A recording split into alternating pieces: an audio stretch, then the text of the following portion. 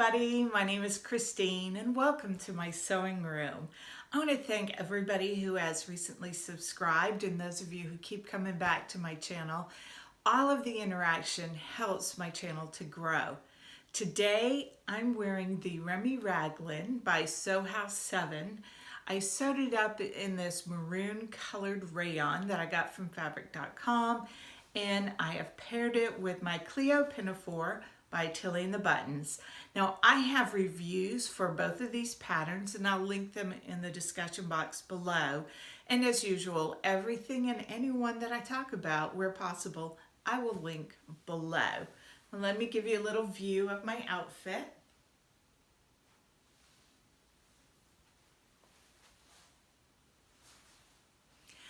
I reach for both of these often.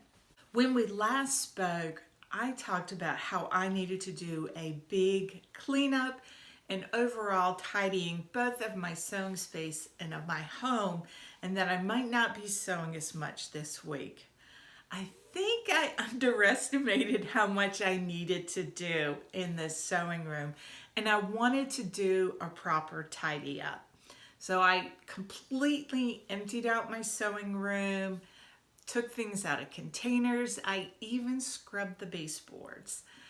I'm not quite put back together, but if you were to come into my sewing room now, and I'll insert a little video here, you would think I'd been robbed.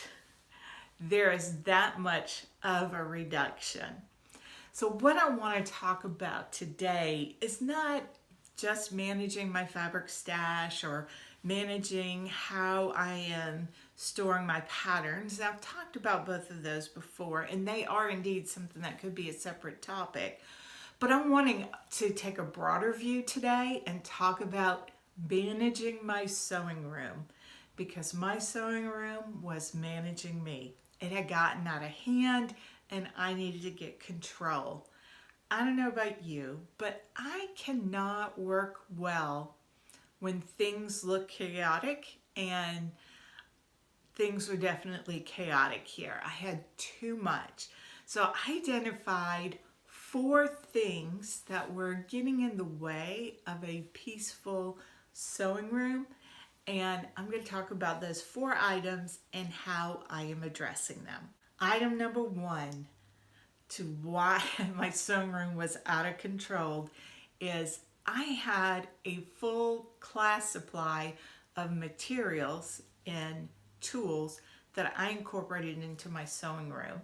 I used to teach a beginner sewing class at my church, and in 2020 things closed down for a while. The church was getting a new roof, and I brought all of these things home, and they found a home somewhere in my sewing room. That obviously was not working. So that was, we'll just call it Captain Obvious. I needed to deal with that. So what I did was I regifted several sewing machines. Some went to friends who are learning to sew, and one went to a sewing group that does charitable sewing. I was glad to regift these and to not have the sewing machine under my feet. I also had lots of extras. Some of them are things I purchased for the class, and some of them, I don't know where they came from. Surely I didn't buy 6 rotary cutters. I don't know. I had a lot of extras. I went through all of my extra items and looked at what did I legitimately need to have in my sewing room. I filled up a big bag of some of these types of tools, and I'm donating them and getting them out of my sewing room. It really surprised me how much some of these small tools added to the clutter and chaos in my sewing room. The next thing that I noticed was that I had a lot of hobby items in my sewing room that weren't sewing related. And some of these were crafting supplies that I had purchased for Vacation Bible School or making items for a craft fair, and they weren't things that I was going to use going forward. I just couldn't imagine myself using those items in the next few years. So those got donated and moved out of my sewing room. And it was surprising how much space they were taking up. And I'm going to talk a little bit as to why they were taking up space later. The other thing, I've talked about this before, is that the type of sewing I'm doing now has really changed over the sewing I was doing 5 or 6 years ago. 5 or 6 years ago, I was on both ends of the spectrum. On one end, I was doing intricate heirloom sewing.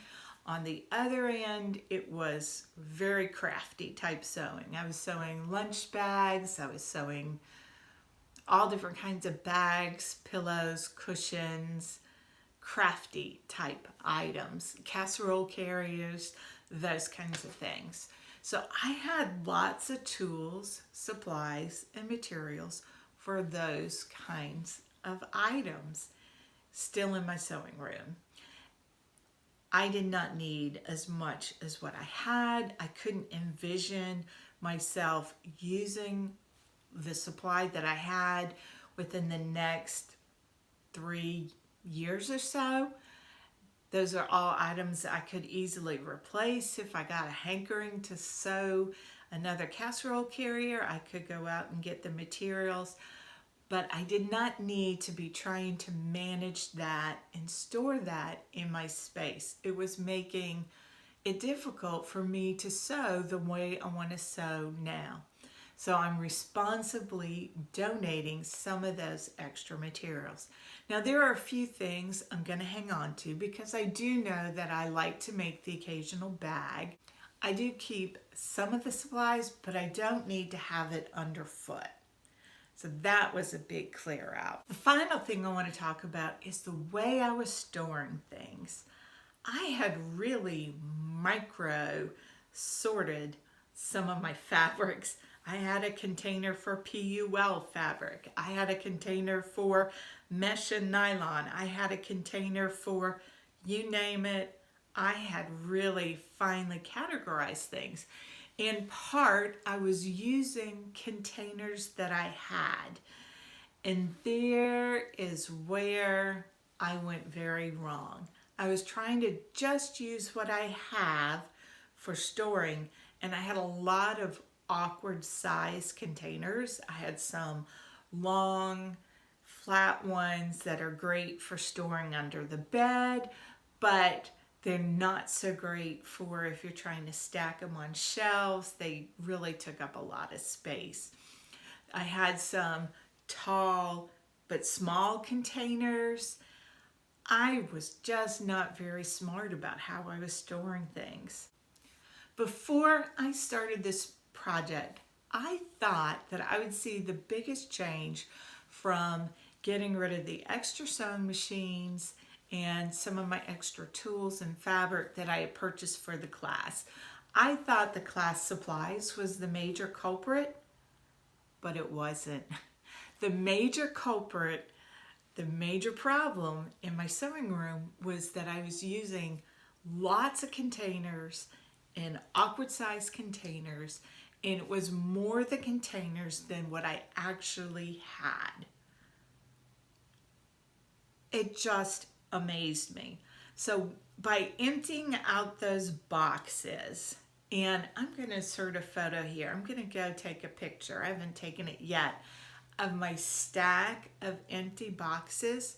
By emptying those boxes and consolidating my fabric and sorting it a little differently, I'm able to keep all of my fabric either in the closet, on 2 sets of shelves, and in these cubbies, and have extra open space. I'm not getting rid of a whole lot.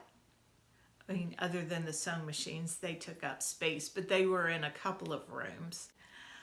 I was able to gain so much space. Previously, I had on my shelves, let me turn you around so you can see.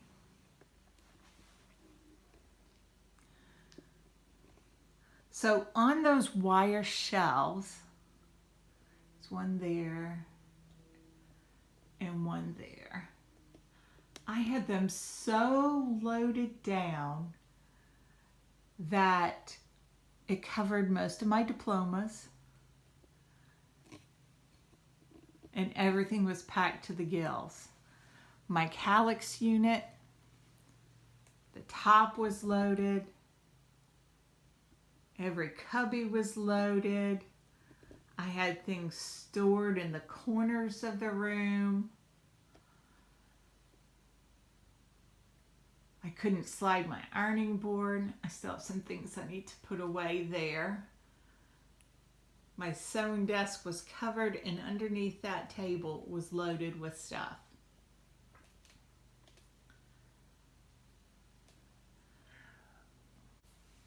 Now, when I get things put back together, I do want to talk about the envelopes I'm using for storing my PDF patterns.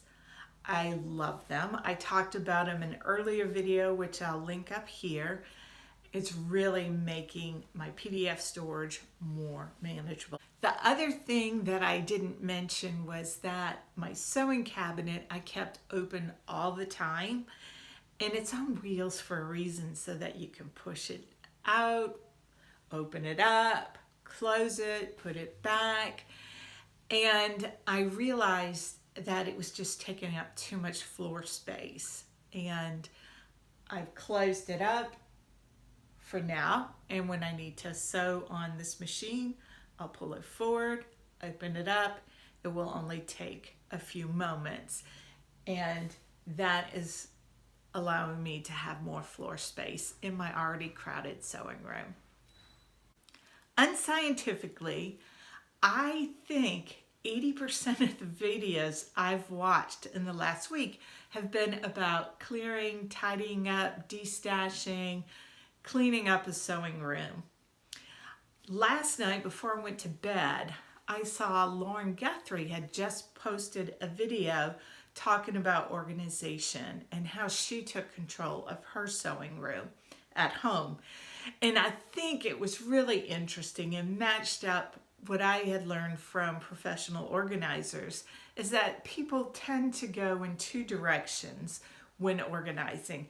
They either like to have things organized in out where they can see it, because that helps them to be creative and to know what they have and see what they have. And there are people who like to have things tucked away. They prefer a clear surface and everything stored away. I think that I am discovering that I am more of a stored away organizer. I don't think it inhibits my creativity if I can't see every piece of fabric I own. I think I get a little overwhelmed when I see everything out. And so for me personally, I think it's going to be a good thing that I have put some things in tubs and tucked it away. I've put labels on the boxes. I know exactly where everything is, but I think that I'm going to be more calm in my sewing space without having everything all up and around me.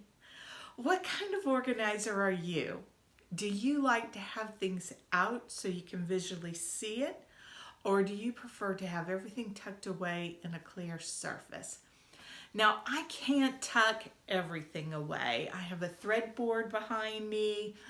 I was talking with Michelle from Michelle Sews Again that I really do like to have things in the Roy G. Biv order, the order of the rainbow.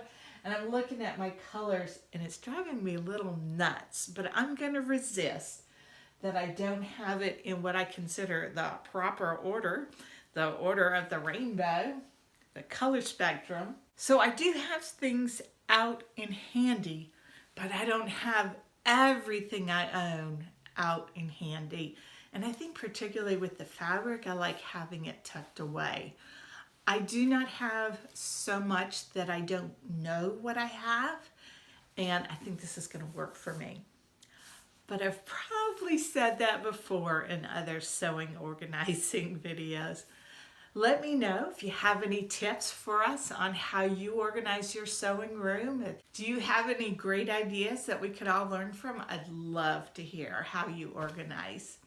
Until next time, I'm hoping that you have a joyful week and that you find the good in all things, especially sewing.